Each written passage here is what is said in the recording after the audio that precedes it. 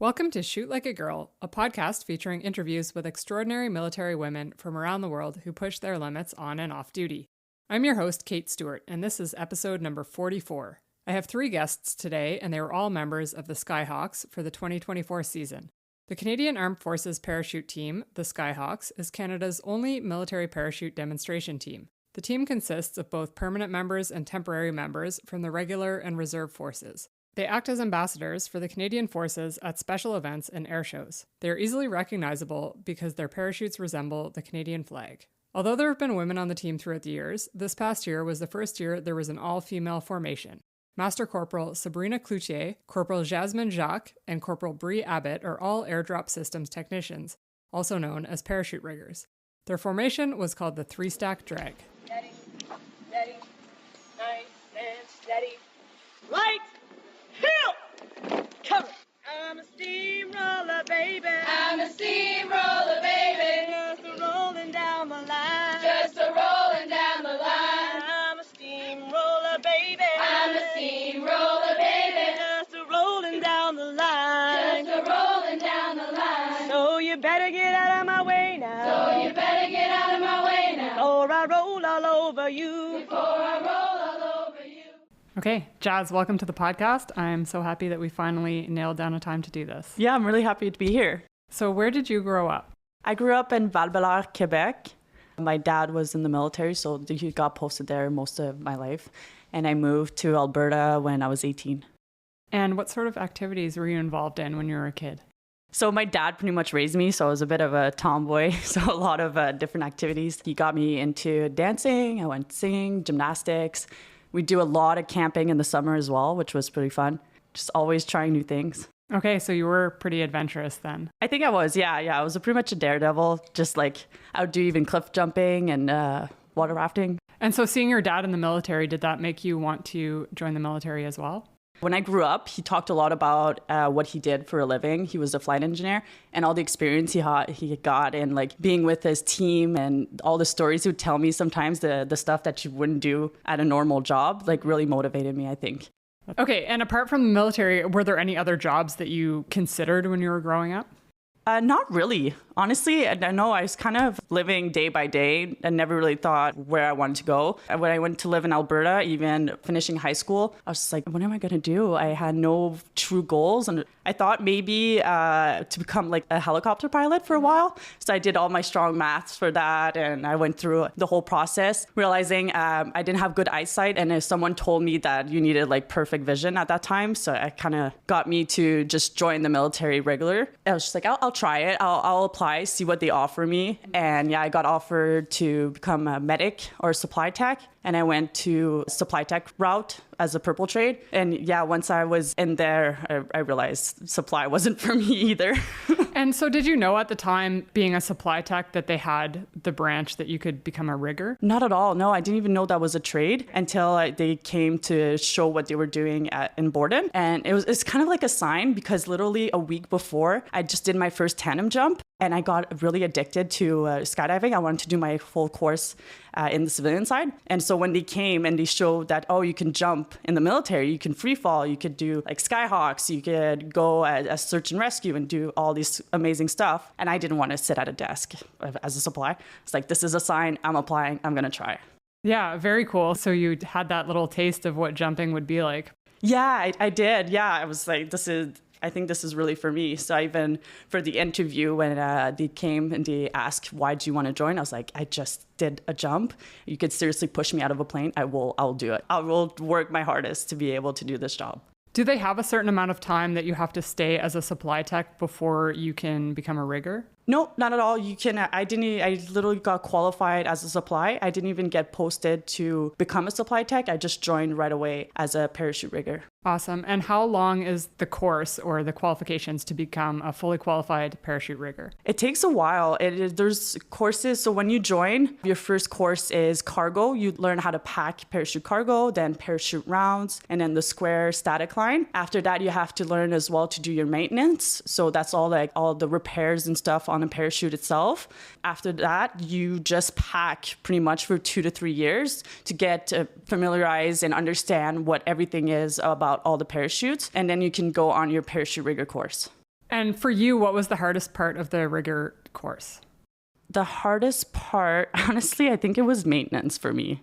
Sewing, I definitely need to work on my sewing skills. It took me quite a while to get that one done. But on my parachute course, my rigger course would be just, you really got to trust that what you're doing and trust that everything is, because you make the last call, right? If something isn't good enough, like you're not too sure that it will pass, you're the last person that says, okay, no, we can't jump that. So I think it's more to get familiarized and to learn that you're going to be good, the parachute's going to be good.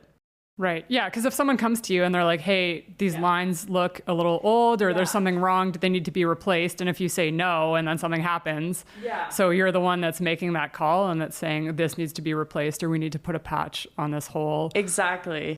And that's why it takes 3 years to become parachute rigger, because then you learn and you get familiarized with all the small little material and difference to be able to do those calls. Mm-hmm. And do you ever have any anxiety about that? Like knowing that someone else's life is in your hands? Because you did have a couple of people this summer who had reserve rides on reserves that you had packed.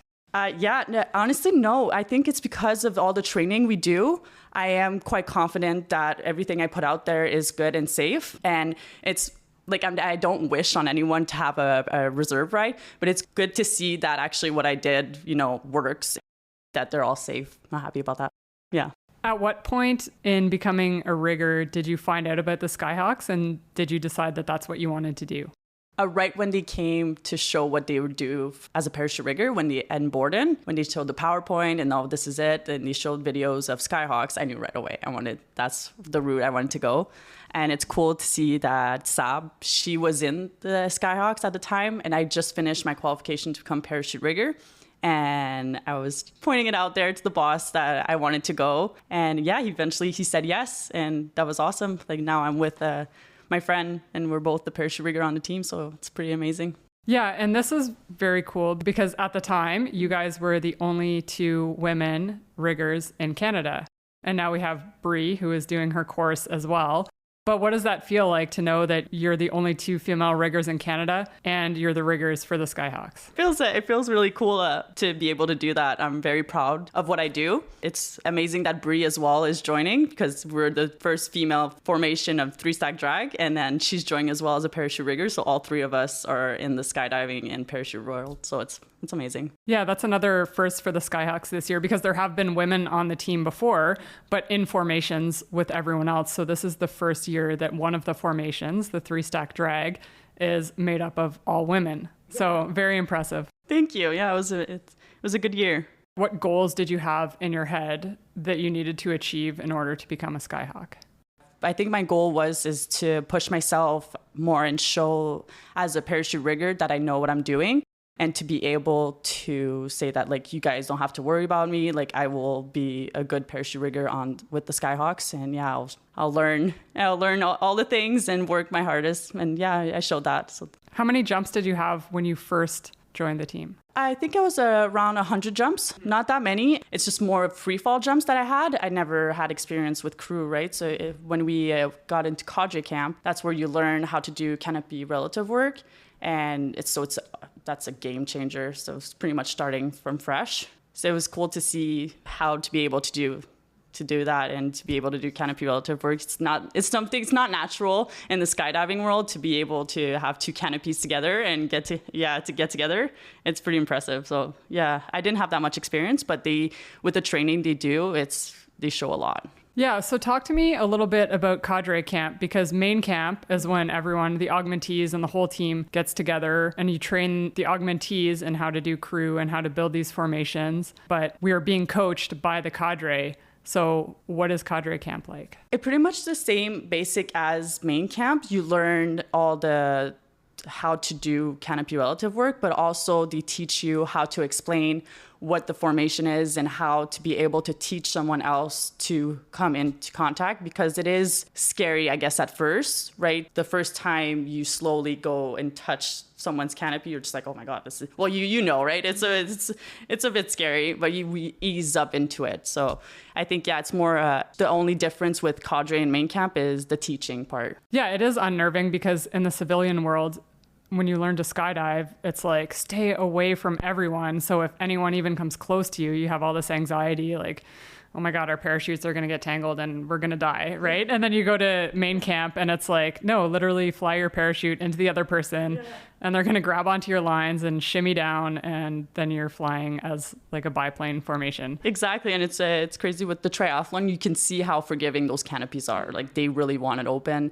Even if there's a little 2-second wrap, you could see after that it opens. It's safe in a certain point. Yeah. And there is that process of seeing videos of when stuff does happen and then talking through with the coaches and saying like, okay, why did this happen?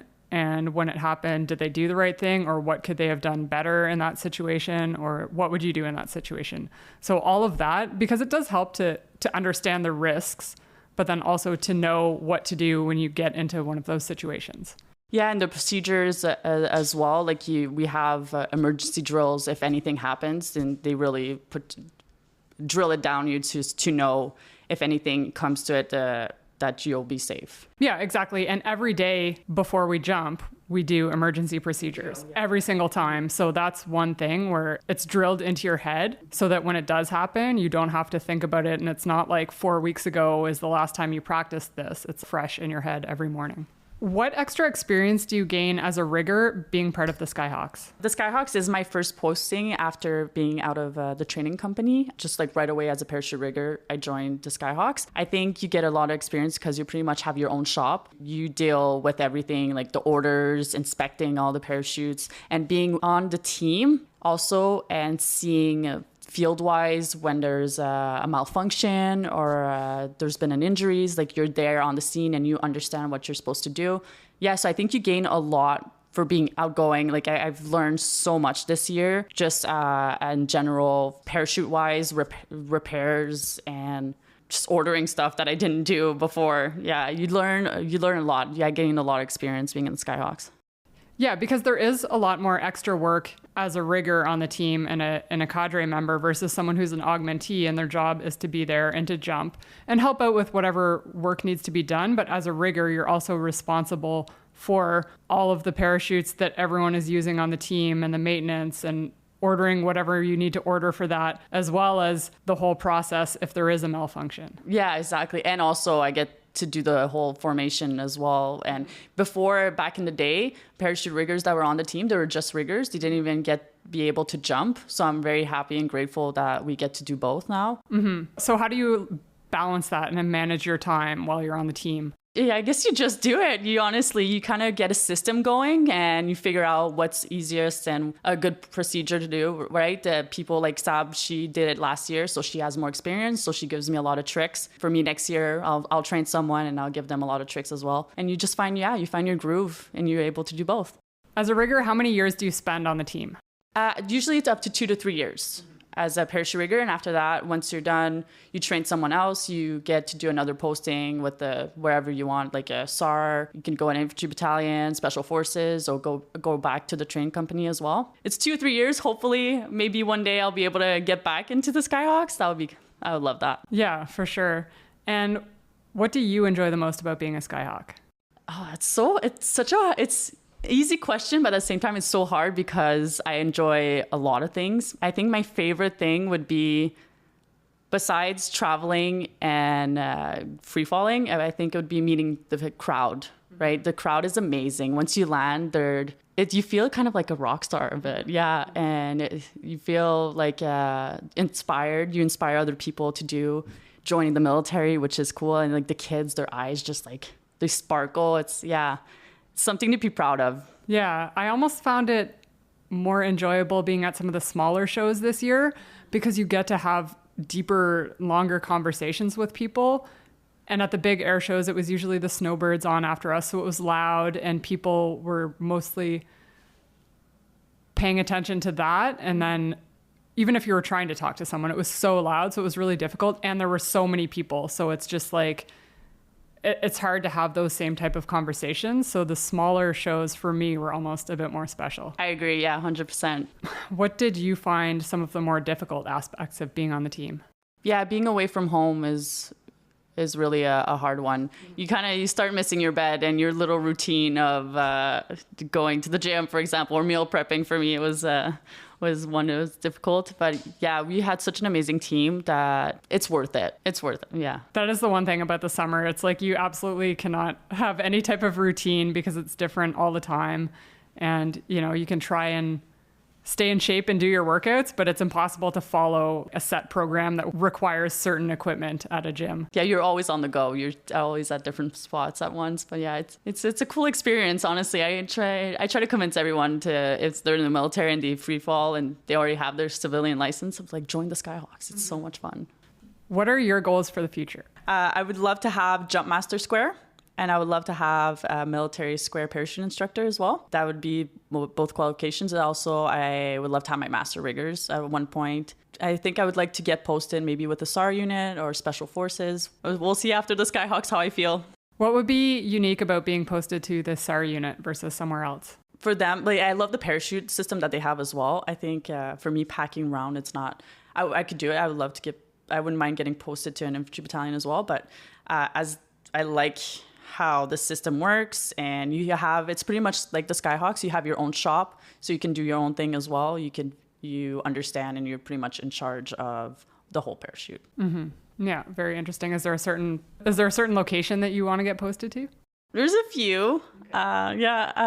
Greenwood may be one of them, but I think I would like that more as a retirement place. Yeah, that's still a long way to go. It's still a long way to go.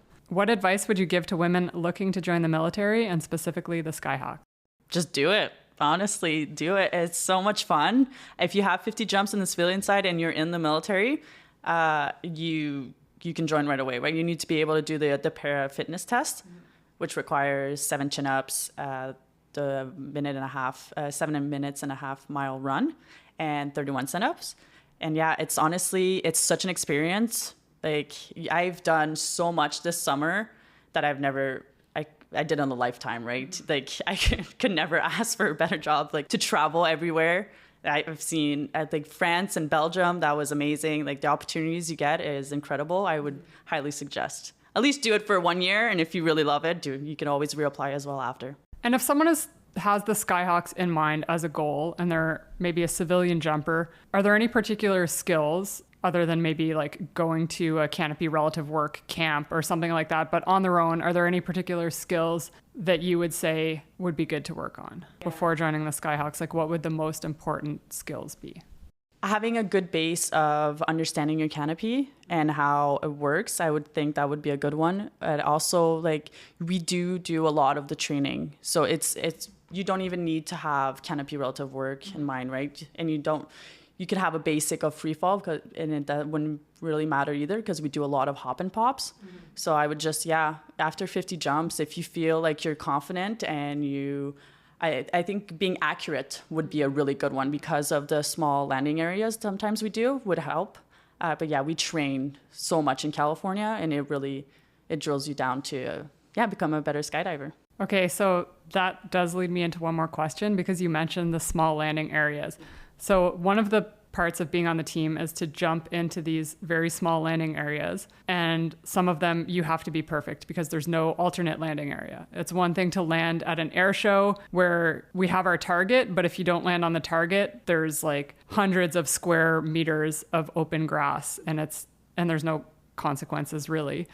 But there's some locations where there's risk of hitting the crowd, trees, other buildings, and you have to be perfect. So do you get nervous for that? And what's the process that you go through before a jump to maybe manage your nerves and make sure that you're accurate for that jump? Yeah, my first small landing area, I was very nervous. And I think just breathing in the plane and trusting my training and saying, okay, I got this. And also under canopy, once I saw the area, I was talking to myself out loud the whole time. And I knew, we call it, I think it's called trust your altimeter. So you don't look at your altimeter for altitude, you really just focus on the target area and really gauge with your eyes. And that, I think it really helps. So I was talking to myself the whole time. Yeah, the landings that I've messed up have been ones where I've over fixated on what the number says on my altimeter. And my best landings have been ones where you just you trust your eyesight and you see it and you're like, this is where I need to turn. This is what I'm doing. And you get that perfect sight picture. Yeah, exactly. With the angle, the different winds, you can really, I think you're definitely more accurate than looking at your altimeter. And do you go through the process of using Spot Assist or studying Google Maps or getting any of those visuals before you do your jump? Yeah, I think it's more for me is like a Winslow of like knowing the winds that is on the ground. But if you know that there's a lot of buildings around, you know that there's still going to be dead air. So knowing that, I change the angle of my sight. There could be a lot of wind at the top, and then when you go to land, there's no wind. So it's hard to gauge, but yeah, Spot Assist is very helpful as well. Yeah. And I know Parliament Hill was a tight landing spot. So how did that feel after that jump and when you guys landed? Okay, I was shaking for so long. It was crazy, but it felt such a relief. I was very proud of myself, and the crowd there was just amazing. So yeah, that was a very cool experience. Yeah, I was still shaking after probably 10 minutes.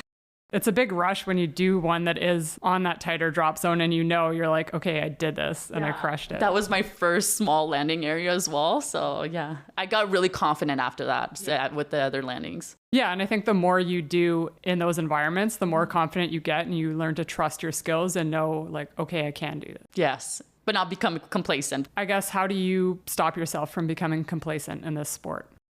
You got to talk to yourself about that, because I've done some few mistakes where I could have actually got injured. And, you got to say like, okay, you need to refocus and reconcentrate and start from the basic again. And there's nothing wrong with that. And when people tell you, oh, you could fix this and that, sometimes your ego wants to get in and you're like, no, I'm fine. But no, everyone's there to help. So even after I seen the greatest skydivers, after thousands of jumps, if they get suggestions of changing something, they listen, right? Yeah. Yeah, I think that's really important in this sport. And it is one of those sports that requires your full focus, and you can't be thinking about, oh, what do I have to do later today? And what am I going to eat for supper? When you're doing it, that's your sole focus, and it takes 100% of your focus. Yeah, I agree. Awesome. Well, thank you so much, Jasmine, and good luck with all your goals in the future, and good luck next season. Thank you, Kate, for having me here.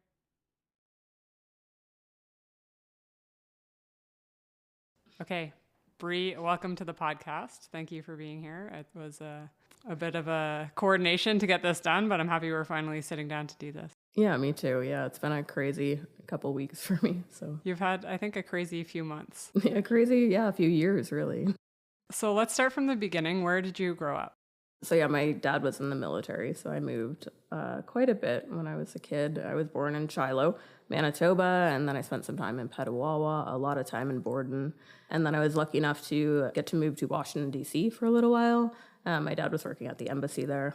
Oh, that's really cool, actually. I didn't know that. What did he do in the military? So a lot of things. He was in the artillery for a while, and then he switched to RMS clerk. And then recently he commissioned to logistics officer. Nice. And so did that make you want to join the military from an early age? When I was really little, I was actually very against joining the military. It was one of those things where I was just like a really rebellious kid, and my parents wanted me to do it, so that meant I didn't want to do it.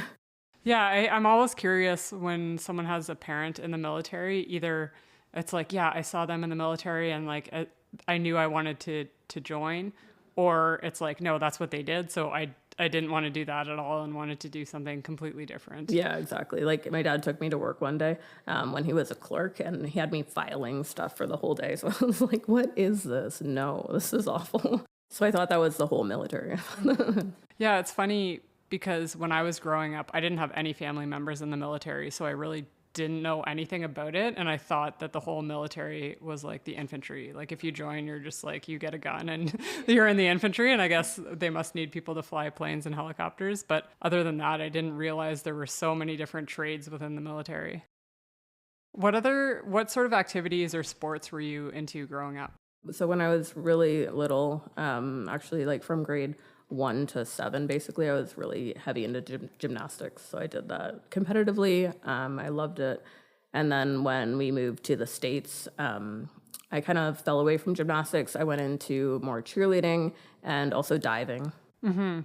Yeah, really, I find those are all really good foundations for just general fitness and like being fit later in life. When you look at the CrossFit Games competitors, for example, I find a lot of the best ones sort of have that gymnastics background. Yeah. Mm-hmm. And like I realized that, team sports weren't for me. So the solo ones were kind of where I was thriving. And then, so at what age did you sort of start thinking about the military? So I started thinking about the military like grade 12 when I started to look into like what I wanted to do. And I really wanted to be a cook. It was like a useful life skill. I was always super interested into it. I love food. And then I looked at how expensive college is and thought about like the logistics of going to school and having to work to pay for it, and realized that like I didn't want to do that. Mm-hmm. Yeah. So you joined right out of high school then, basically? Yeah, exactly. Yeah. Okay. And I guess going off to basic training for the first time, was it a culture shock to you or not really, because you had sort of been around the military environment your whole life? I didn't really know what to expect when I was going into basic training. Like my dad told me stuff about Cornwallis, but I realized that times have changed a lot since then. So I wasn't thinking that my dad's experience was going to be what I was going to experience. I just went into it with no expectations, really. And then one of the unique things about being a cook is that it's a purple trade, so you can do kind of Army, Navy, or Air Force taskings. Do you have a say in what you do, or do they just kind of tell you like, okay, you're going to go sail on a Navy ship or you're going to work at an Air Force base? Yeah, so when I joined, I showed up at the recruiting center and I was like, I want to be a cook in the Navy. Not really knowing what that was. I was just 18 and thinking the Navy sounds cool. Like I get to travel the world. But that obviously didn't mean anything for me because I was a cook in the Navy, and my first posting was to Greenwood, an Air Force base, and then to Trenton, another Air Force base. Mm-hmm. So yeah, you don't really get a whole lot of say in where you go. Did you get to sail on any ships at all or no? No, I spent no time with the Navy. Yeah, I was going to ask you about that because I think in my head I thought that since you were Navy, you must have done some deployments. Yeah, you would think so, but like I've been on a ship to do my friend gave me a little tour of a ship, but that was it.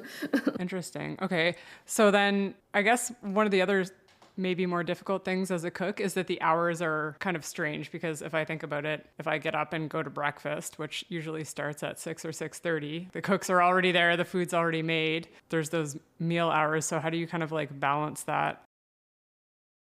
Yeah, that was the most difficult thing for me about being a cook was the hours, because it's, like you said, really early mornings. And then also you have the opposite shift, which is a late shift. So you start at 10:30, you work until about 7.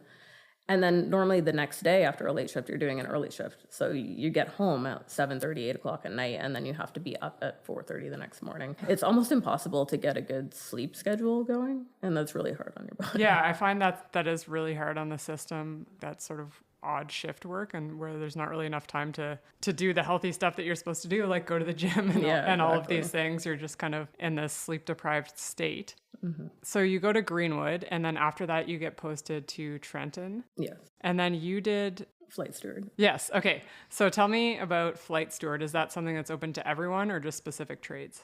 So flight steward itself is only open to cooks and stewards, but flight attendants is open to every trade. Now, as I'm saying this, I believe it's changing now, and they're just making one to catch both a flight attendant and a flight steward. I'm pretty sure they're going to a system where it's just the same thing, because Navy stewards they don't exist anymore. Right, yeah, they got rid of that trade. And cooks, there's not enough of us to support. So what was the difference then between a flight steward and a flight attendant? So flight attendants mainly worked with our passengers on the plane. So they would be the ones that you'd see in the aisle serving food and drinks. They're responsible for cleaning the plane, cleaning the lavatories and that kind of thing, where flight stewards were responsible for the food and the catering. So I find out that I'm on a flight to Germany next week. I have to contact a catering company in Germany, make sure that they can provide all the food and drinks that we need, and deal with the logistics kind of behind the scenes to arrange all that. And so what was the tempo like with that? How often would you be traveling? And are they mostly international flights? It's a pretty good mix of domestic and international. Our schedule changes all the time. I'd say regularly one flight every 2 weeks. And the flights can range from just a day flight to 7 days. Mm-hmm. What was the coolest place you got to visit? I actually got to do an exchange with New Zealand, and I worked there for a month. So that was probably the coolest thing, because I guess like I find the best places that I've seen are the ones that I got to spend the longest. Like, so I could be somewhere that's, not super great, like Riga, but because I got to spend a lot of time there, you get to learn kind of the intricacies of like how the city works and all the cool places to go. Yeah, I've worked with some New Zealanders here, and I'm hopefully sometime in the next few years, I would love to get on an exchange down there, because that's on my list of places to go to. Yeah, it's really cool. It's kind of reminded me of Canada. Just the people are super friendly. They just are down to have like a good time. But the scenery is crazy. It's like all of the best parts of Canada with like Hawaii kind of mixed in. And yeah, it's just super beautiful. Yeah, really interesting. So how long did you do that for? I did it for about 8.5 years. Oh, wow. Yeah. Okay, that's a long time. A large portion of my career. And so during that time, do you still have to do career courses as a cook, or like go back and spend some time in your trade as a cook, or are you just a flight steward for those 8 years? So you're just a flight steward, but I did have to do my my sixes during that time. So I went back to the cook world just to do that course, which was crazy because I showed up there and they're teaching me like all the things that a sergeant has to do as a cook, and I haven't done that job in 8 years. So I had to learn everything really quickly. Yeah. And then at what point during this did you start skydiving? So I started skydiving in 2018. I was a flight steward at that time. Was it just like, okay, I'm going to go for a tandem and do that? Or did you start with the intention of, I'm going to get my skydiving license, I'm going to be a skydiver? Yeah, I started with, I am doing this. I don't want to do a tandem. I don't want to be attached to somebody. I just want to do this for myself. So my first jump was static line jump. And did you have the goal of the SkyHawks in mind at that point too? Exactly, yeah. I knew exactly what I wanted. I started in October and then, got 50 jumps and applied for the SkyHawks right away. And so your first year, what was that like? Because you've done a few seasons and we can get into the following seasons, but for your first year having 50 jumps or whatever it was going into the season, what was your first season like? So, the first year, it was scary. But after I did the camp in California where we're jumping all day, every day, you do so many jumps in such a short period of time that you feel comfortable enough to do it. There's always like a little bit of fear, at least that first year. Every jump, I was a little bit scared.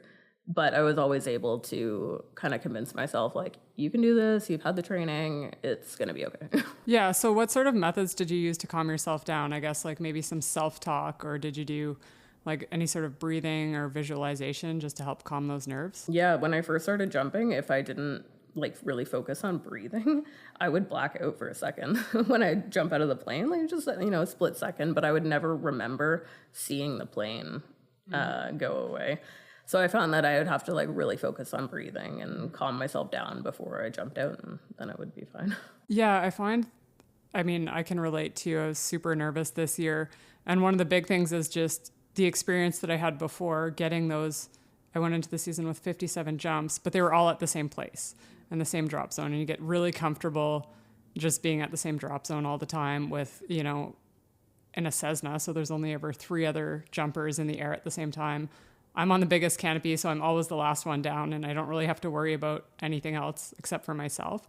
So it's a lot to then go from that to jumping in Paris Valley with 15 other jumpers in the air, maybe more, and then going every weekend to a different location, like a different drop zone. Yeah.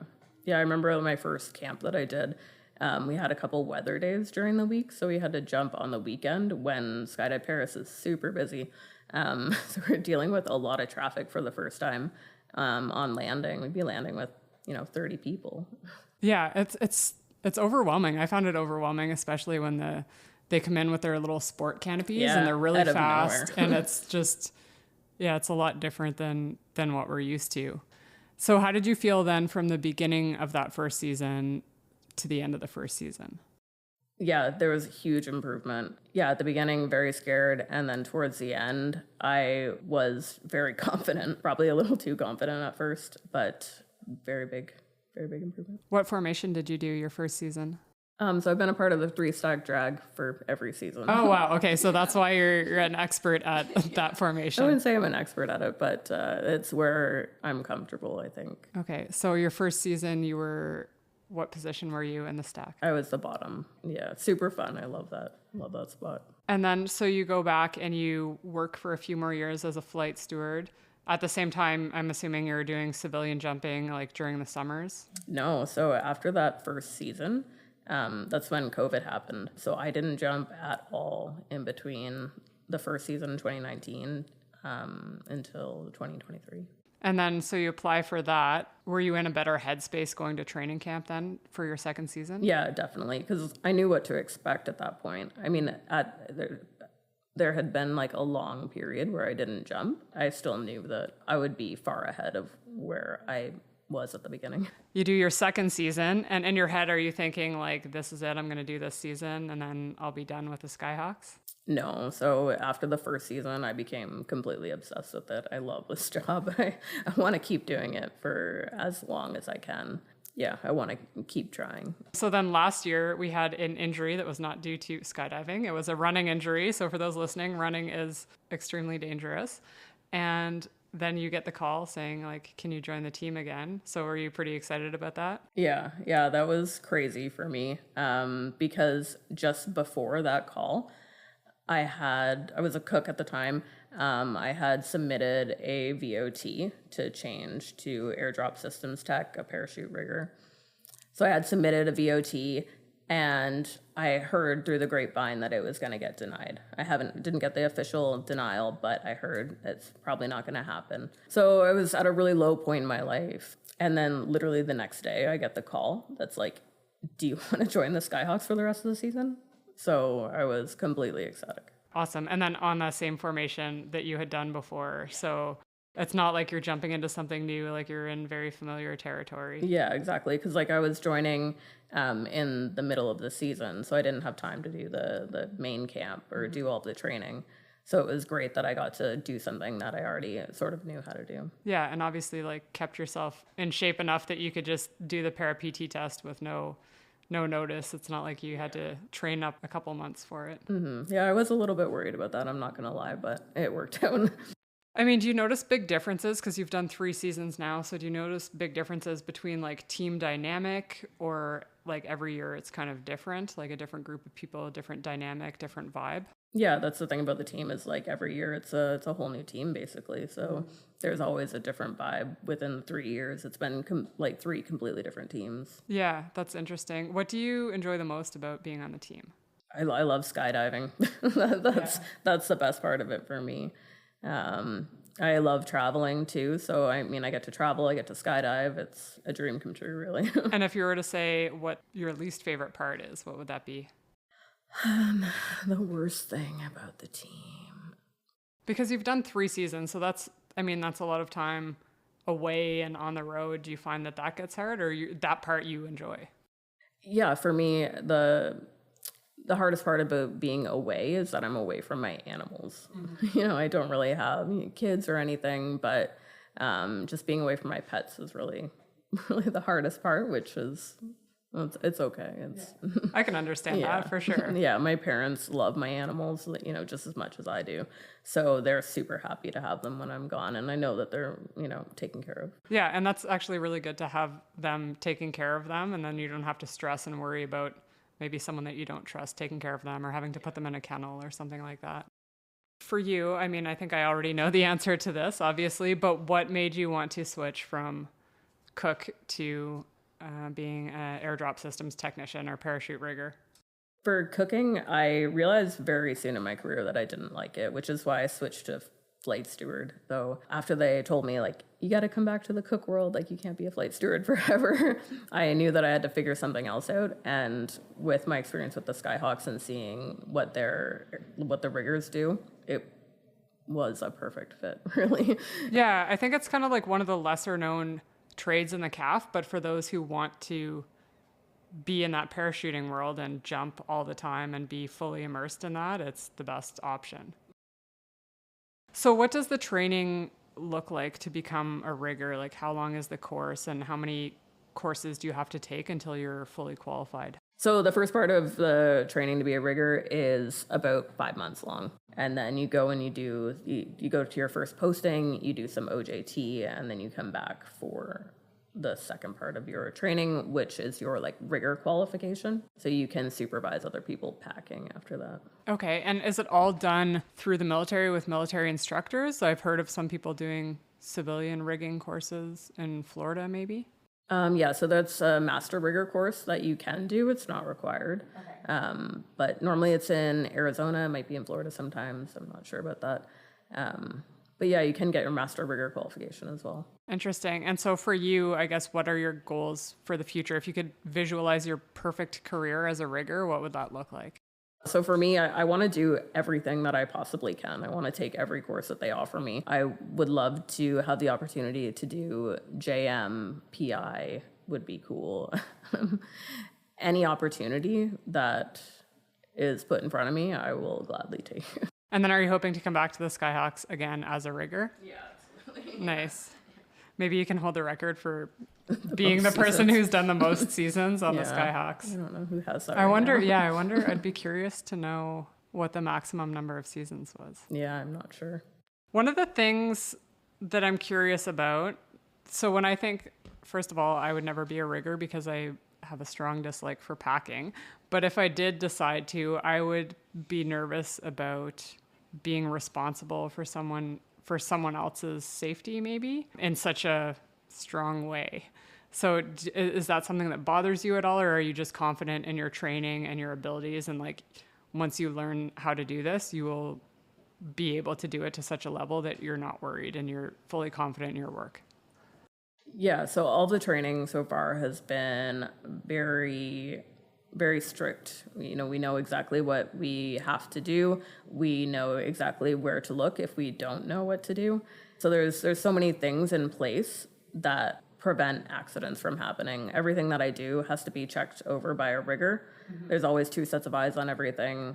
So I'm confident in what I've learned and the things that are put in place just to stop anything from slipping through the cracks.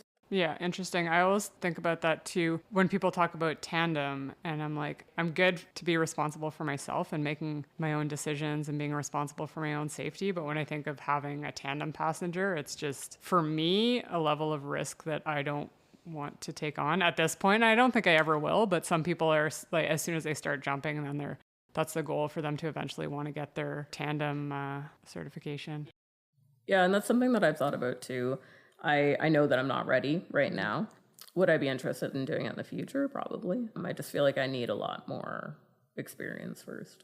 Yeah, and it's something where if they do everything you say, then it's good. But then if they do start not doing what you say and dropping their legs or just doing some weird stuff that you have to then deal with, I feel like it would be a lot harder. Yeah, like it's all cool to think about, the money that you can make or the cool experience it is to like take people for their first jump. But you have to think about the worst case scenario and be like, oh, am I really okay with that? Yeah, exactly. So with the rigging, obviously you want to get posted to the SkyHawks at some point. Are there any other taskings or specific units that you're hoping to work with as a rigger?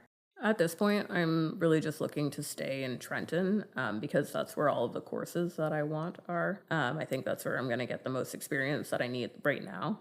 Maybe later, I would like to do a posting to a SAR unit to get to kind of experience what those riggers do. Special forces, maybe. I'm just going with the flow right now.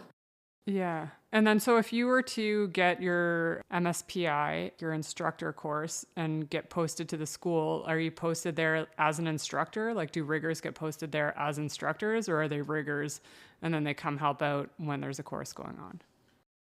You can do both. So sometimes you're a rigger, you're working as a rigger and brought in to instruct a course when needed. But right now we have a rigger that's posted to 4 platoon as an instructor. Okay. Nice. And have you done your round course yet, your basic para? No, I haven't. Are you looking forward to that one? I'm looking forward to it, but also really dreading it. It's a weird mixed emotion about it because it's something that is like a rite of passage. So, I feel like I need to do it to be able to feel like I'm actually like a part of, the rigging world. But also I've heard so many horror stories about it that I'm a little nervous about it. Yeah, the landings definitely don't look as nice as the square. Yeah, for canopies. sure. Yeah, I love being able to flare and land. Yeah, and I think maybe at least being a bit lighter, the landings won't be quite as hard for you, hopefully. My final question that I always ask everyone, what is your advice for women looking to join the military? And in this case, specifically to get into the parachute world? Yeah, so my advice would be the most difficult thing about getting into the parachute world is the physical aspect of it. So it's possible for women to do, of course, it's possible for every woman to do, but you have to train for it. I mean, to do 7 chin-ups is not easy for your average woman, but it's attainable. You just have to want it and work for it. So my advice would be get into good physical shape to do whatever you want to do. Whether it's just join the military to do any trade, or if you want to be in the para world, you got to really work for it. Mm-hmm. And for you, what did you do specifically to improve your chin-ups? Yeah, so I followed a pretty strict routine for almost 2 months, where I was doing chin-ups 4 times a week, and every week just trying to do a little bit more. And I bought a chin-up bar at home. That was a big thing for me, because when you start, you can't even do one. You have to do it all the time. So you try to do one chin-up 10 times throughout the day. So having a chin-up bar at home definitely really helped. Did you do anything like using bands or like doing negatives, lowering yourself down slowly? Yeah, so I tried to avoid using bands, but I definitely did the negatives when I first started. I find for me, the first one is the hardest to get, I think. And then once you get that one, then you can just do reps of one throughout the day, and then add another one and add another one. But just, I find so many women struggle where they can't get that one, and then they'll just kind of give up. But it's like once you get over that hurdle of the one, then it's easier to just increase a little bit more and a little bit more. Mm-hmm. Yeah, like after the one, every week you can do one more. Like you just yeah, the first one is definitely the hardest. Definitely have to be consistent about it though, because it's really hard to get that many chin-ups, but it's easy to lose it if you don't remain consistent with it afterwards. Yeah, for sure. Okay, awesome. Bree, thank you so much for doing this, and good luck with the rest of your rigging course. Okay, Sab, welcome to the podcast. Thank you so much for being here. Thank you, Kate, for inviting me. So I always like to start from the beginning. Where did you grow up? I grew up in Saint-Jérôme, a little bit in the north of Montreal, and then I spent all my summer in Venise, Quebec, when I was younger. And what was your childhood like? What sort of activities were you involved in? I had the absolute best childhood. I cannot complain about that. When I was in school, it was mandatory for us to have scholarship activity, I would say, like outside, like after school. So me and my sister would pick a sport that we like, and then we would get to do it 2 to 3 times a week. And then for summertime, we would go to the cottage in Venise, Quebec, and spend the whole summer there. And we would do a bunch of activities like wakeboard, wake surf, tubing. I even got my own Olympic trampoline, which was absolutely crazy. My parents would do everything for that. All of our summer were like just insane for it, to be honest. So you always had a sense of adventure and like a little thrill seeker side to you. I don't know if I would say it as a sense of adventure. I was like always like super sporty. Like I always like to move and try new things, but like I was not very adventurous necessarily. Like I would just like go with the flow with my family. Like if we would try wakeboard, I would try it with them, but I would not like ask it on my own and be like, ooh, I want to try something new. Okay. I just really knew like I wanted to do a bungee jump for the longest time. I was like, I'm not gonna die before I do a bungee jump. But now I'm 500 jumps out of an aircraft, and I still haven't do my jump with a bungee. I haven't done a bungee jump either, and to be honest, it scares me a lot more than jumping out of an airplane. Yes, and now it does. Yeah, for sure. So maybe we'll have to go together and do that at some point. I like that. When you were younger and you were picturing what your life would be like when you grew up, like what did you want to be? What career path did you see yourself taking? To be very honest with you, I had absolutely no clue.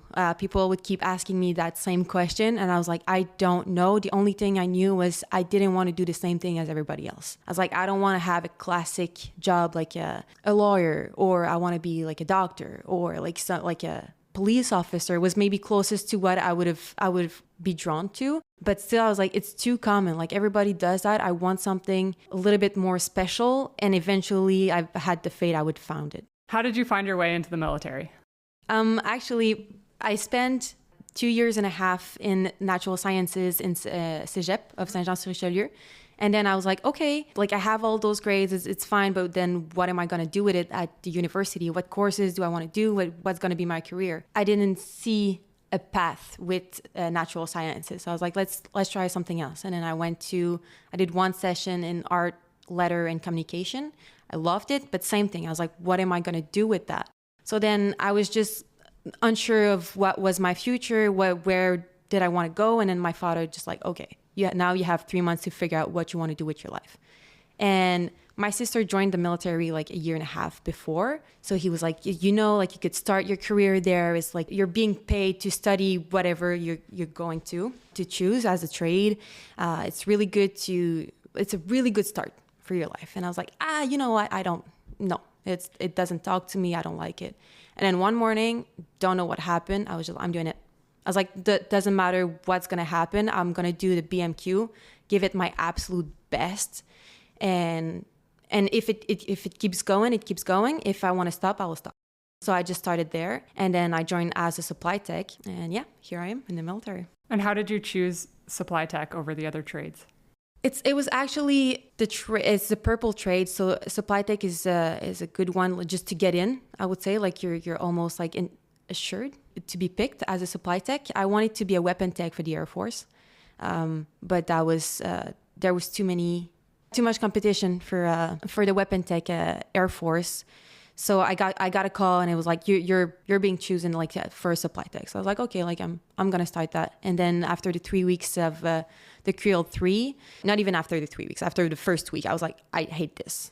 I absolutely hate this. I need to find something else because I cannot spend 3 years in front of a computer and doing this. It's just not for me. Mm-hmm. And at the time, becoming a rigger was a specialization that you could go into as a supply tech? Exactly. It's a branch. So like if you would join the rigger, it's a branch. So you don't have to do all the paperwork to change your trade. You're just pretty much following them. So that was easy. Was it a presentation that they gave to you, or how did you find out about this and then decide that that's the path you wanted to take? Yeah, so I think it was on the second week, the rigger came and you have like a big PowerPoint and they present themselves. What do they do? We jump out of planes, and then all the posting they have, and they had like the best posting, like with SARTEC, with the Special Forces, SkyHawks, which I didn't know about, and the Light Infantry Battalion. And I was like, oh my God, these are like all the postings that I would like to do. So that was awesome. Plus they had the Maroon Beret. So right there, I was like, you got me. Like I want to do that, whatever it is.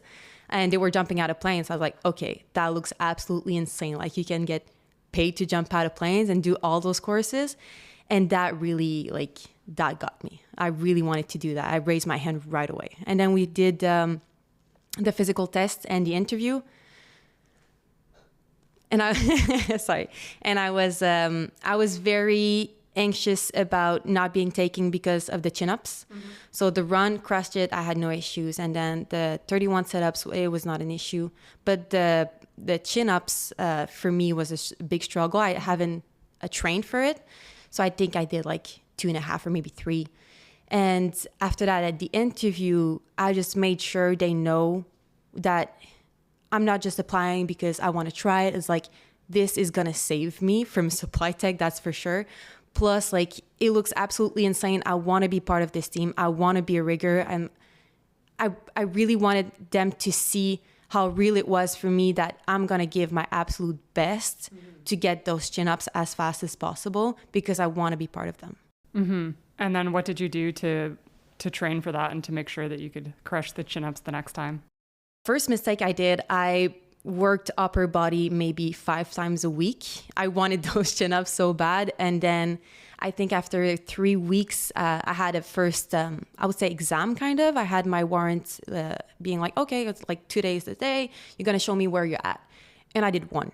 It's like, oh, okay. Like, I swear to God, like I'm training for it. Like, I don't know what happened, but my muscle were just exhausted. Like I couldn't give more than that. So then a lot of my coworkers helped me at that time and like try to give the best tricks. I look YouTube videos on what are the best exercise. I went also to see the PSP, thank you, for a training program. So I just followed that, and I took breaks. So at first, elastic bands were a lot helpful.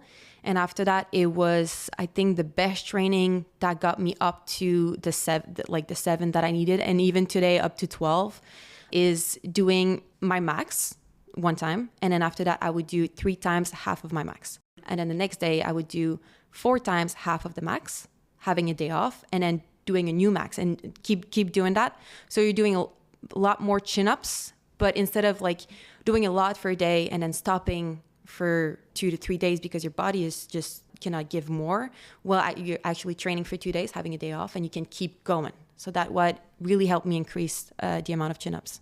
I think that's one thing that a lot of women struggle with. And the first thing is they need to just get it out of their head that women can't do chin-ups, and that our bodies are different and we don't have the strength to do it, because it is very achievable. But like you were saying, you have to be following the right plan, and overtraining definitely isn't good.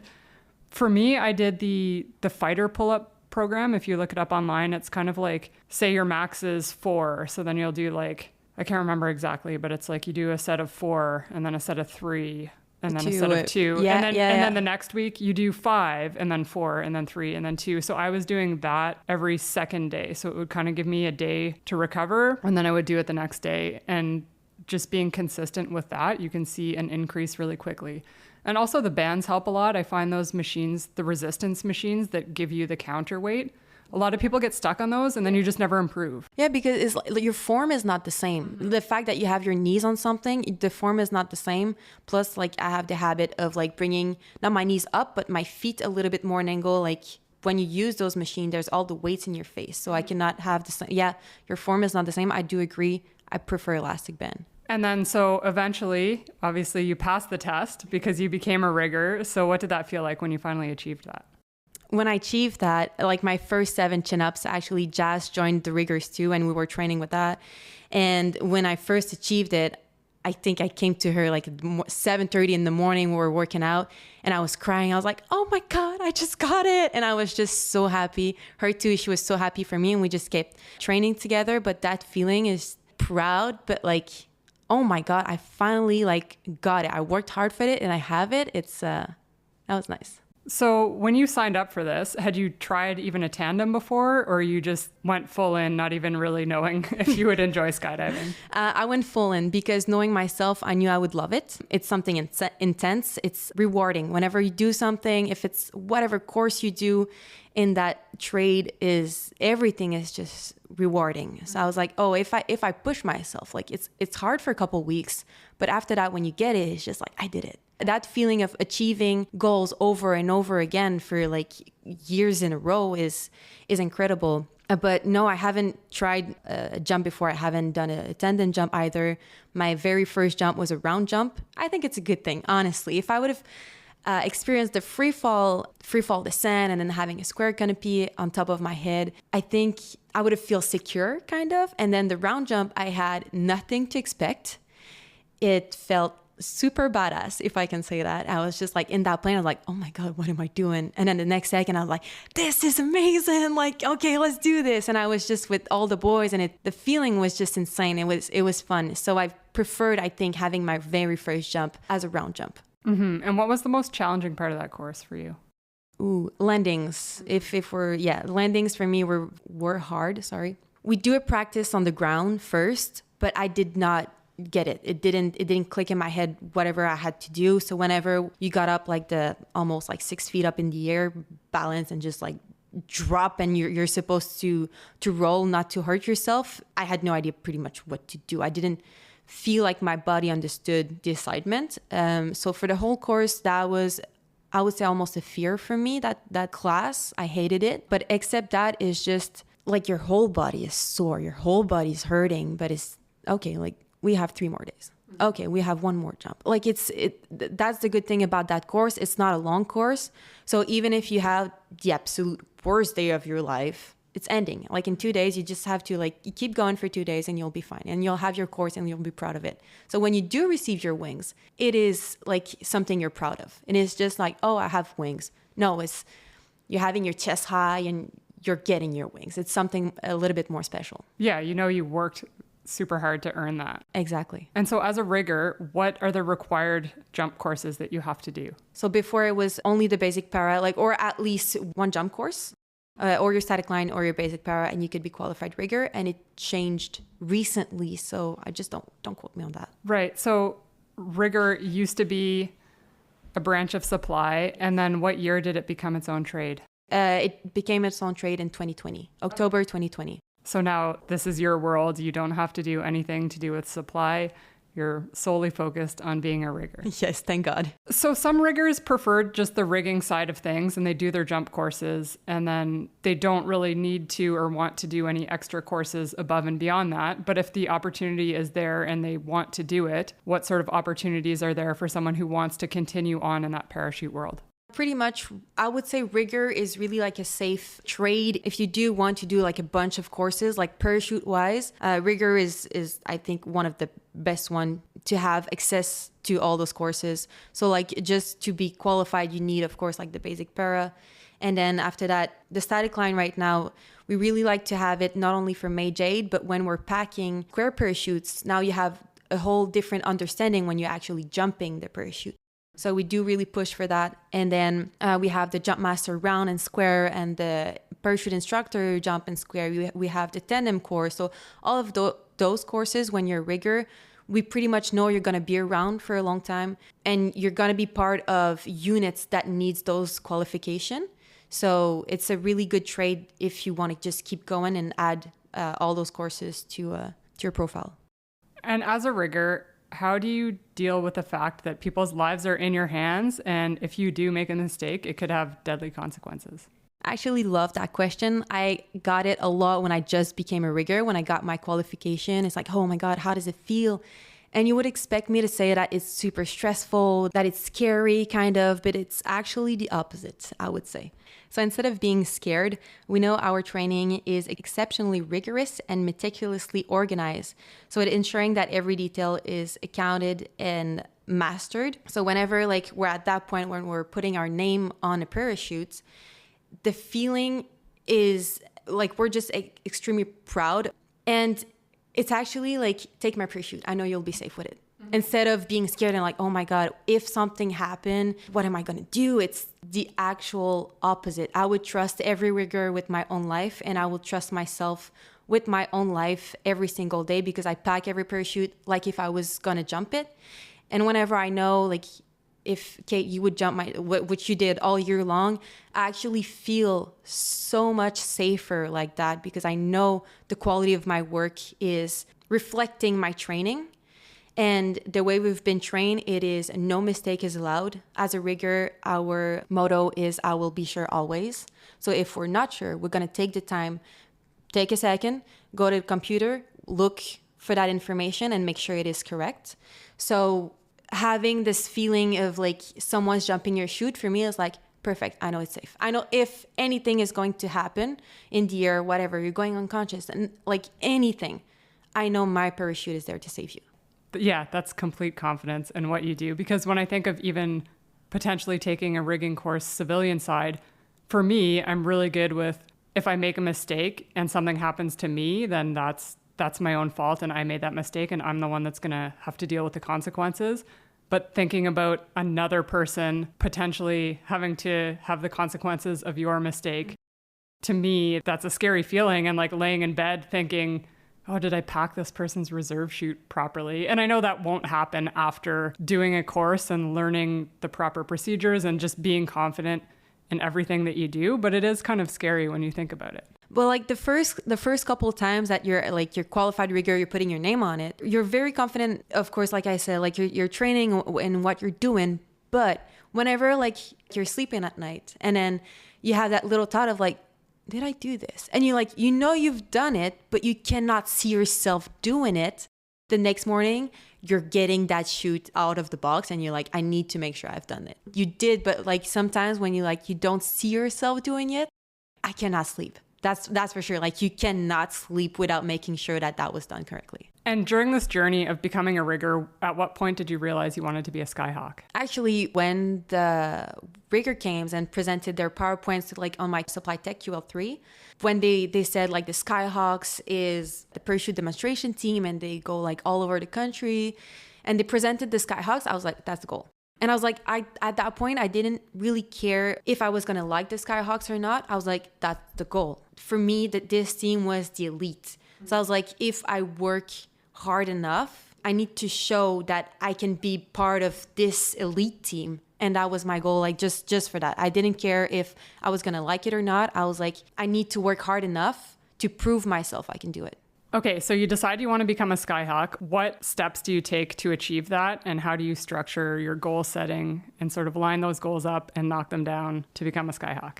So mon plan de match, my game plan was when I first joined the riggers, I was the only girl. So I was like, okay, it's probably maybe just in my head, but that was the way I was seeing it. I was like, if I'm doing the same as everybody else, I'm going to be considered less. If I'm doing more than everybody else, I'm going to be considered equal as the guys. So that was my way of seeing things. I was like, as a girl, I need to prove that I can do better work, better quality, faster. Like for me, I had to go above and beyond and be like, I'm the absolute best student you have out here. So I can be in the SkyHawks eventually. But in my head, it was still kind of far. I was like, I can wait 10 years, 15 years. It's still the goal. But that was my plan. I was like, I'm going to make sure I'm the best student, like the best new packer, the best new rigger out there so that I can prove that I deserve to be part of this team. And then after when I got qualified, then you go talk to our master warrant. And we talked about it. I was like, of course, like SkyHawks is the goal, but like I would like to go with the Search and Rescue maybe right now or like a Light Infantry Battalion or whatever. And he was like, no, we want you in the SkyHawks. Like, no way. And I almost cried. I was like, oh my God, don't cry. I was like, you got your shit together. But that feeling, I was like, I did it. I proved myself. Like I packed fast enough. Like the quality of my work is shown.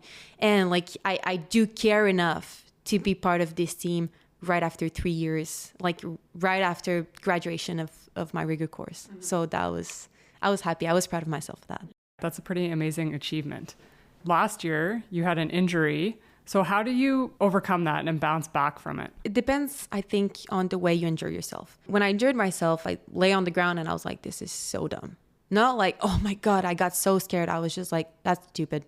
Like, why did it break at that time? And I was like at the end of cadre camp and I loved every single day, every single jump that we've done. I loved learning how to do crew. I was like a kid. I really liked it. So when I injured myself after that, it was just seeing everybody else jumping and having fun. And I just remembered how much I liked it. Maybe by the end of the season, I was doubting myself. I was like, do I like it that much? I was letting the fear take advantage. And I was like, oh, do I just want to quit? Is it for me? Do I want to injure myself again and live the same thing again? So like I was at that point and then I was like, okay, no, think about it. I was like, how much did you like it when you were jumping? And I was like, absolutely loved every single second of it. So I was like, I'm doing it. And then I just, I would say I kind of rushed to prove that I could run again and jump again. That was a fight with the medics for sure, because all they wanted was more time because of the nature of the injury. But I was like, the bone is good to go. My leg is good to go. And my mental is right there right now. I want to jump. And it worked. I did jump after that in October, first jump after the surgery. And it was amazing to feel like I wasn't scared at that time. I was just, oh my God, like I can do what I love again. That was a great feeling.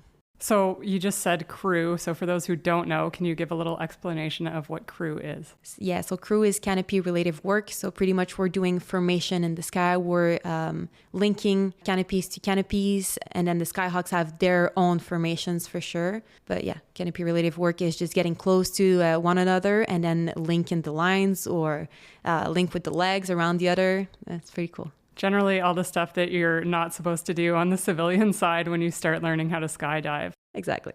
And so what do you enjoy the most about being a SkyHawk? What I love the most about being a SkyHawks, it's a hard question because I can probably answer like 5 different things and it would take 10 minutes for me to like explain how great it is to be part of this team. But I think after a show, when you're already in a great mood, you have a great crowd, and we have the opportunity to actually like mingle with the crowd and talk with them. But the absolute best feeling is when you have a young kid or a teenager or even like someone of our age is still like looking for what they want to do. And instead of just being like, oh, that was a great show, they actually have that look. They look at you and you see the sparkles and you're like they don't know what to say. And you're just like, hi. And they barely answer. And like, do you want to jump out of planes later? And it's just that you see it in their eyes. You didn't give them a great show. You just show them what they want to do later. That feeling, it doesn't happen often, but when it does, it's incredible. Like to say like, oh my God, I feel like I just opened the door for you. That's like, this is possible. And they look at you like, wow, I want to do that later. And it's cool when parents come and they're like, yeah, we wanted to show the kids that this is something that they can do, because there are some parents that are like, no, I would never let my kid jump out of a plane, or I would never want them to do that. And to see the ones that are like, yeah, you can do anything, like this is just one of the options, is super cool.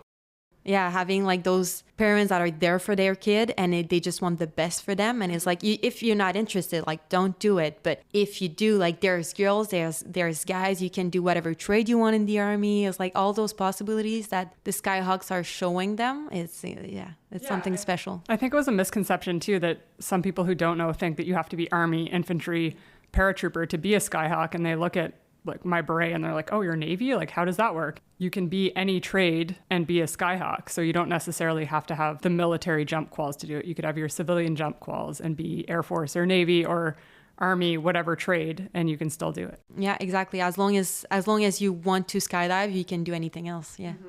On the surface, obviously, the SkyHawks is amazing, right? We're traveling around to all these locations. We're staying in different cities every week. We go to these VIP events at air shows. It's great. We meet lots of people. But what are some of the more difficult aspects of being a SkyHawk? To be honest, I would say there's probably only one. I think this year we had an amazing team for sure. Like it's definitely a family, not even a team.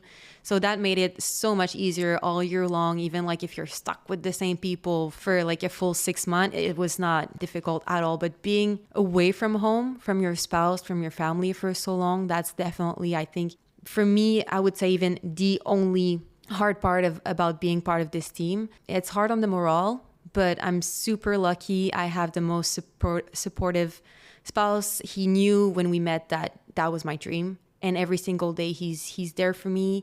He's never gonna complain about me being far away. Of course it's hard by time, but I mean, he's just so supportive, and it's like, oh my God, like you're going to Belgium, like I'm like super happy for you. I'm proud of you. I would show him videos, and he's just always like, he has the same enthusiasm than I do for my job. So that's really important also. Yeah, I think that's super important. And we did have some quick turnarounds. I remember one of the trips we had probably 24 hours between when we got back to Trenton and when we had to leave again. And definitely I see that you guys talk all the time. So that's super important as well. Even if you're on the other side of the country, just still having that communication is very important.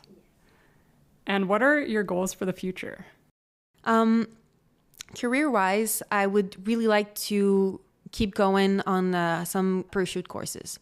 So I would like to be like a PI square and a jump master square, that's for sure. I think round would follow, but it's not like my favorite one. I would say like I would do it, but it's not part of my goals. And then there's just some units I would like to be part of, like the search and rescues, that's for sure. And I would really like to be an instructor for the new packers and new riggers coming. That's really something I think I'm good at, being an instructor and just showing my little tricks and tips and tricks, and being patient on that side, because I know how hard it can be for some. Like we don't learn the same way. And I think just understanding that, I can be an asset of trying to find new ways to show people things when they don't learn the same way. So my final question that I always ask everyone is, what advice would you give to women looking to join the military, and in this case, specifically the SkyHawks? Specifically the SkyHawks, I would say just for real, just do it.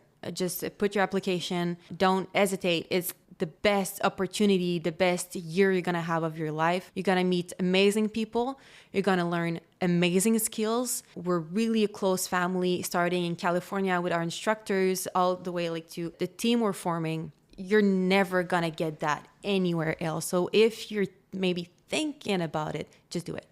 Just apply and do it. I think, Kate, you're the perfect example of you weren't sure at the beginning and you still had an amazing year. You cannot compare it to anything else. We're going to visit beautiful places all over the country. We got super lucky this year. We went to France and Belgium. It was insane. I don't think there's any reason why you should not apply.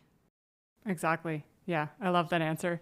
Sab, thank you so much for being here today, and I have no doubt that you are going to crush all of your goals in the future. Oh, thank you, Kate, for having me today. I really appreciate it. Thank you for listening. The best way to help support the podcast is to subscribe on Apple Podcasts, Spotify, and other listening platforms.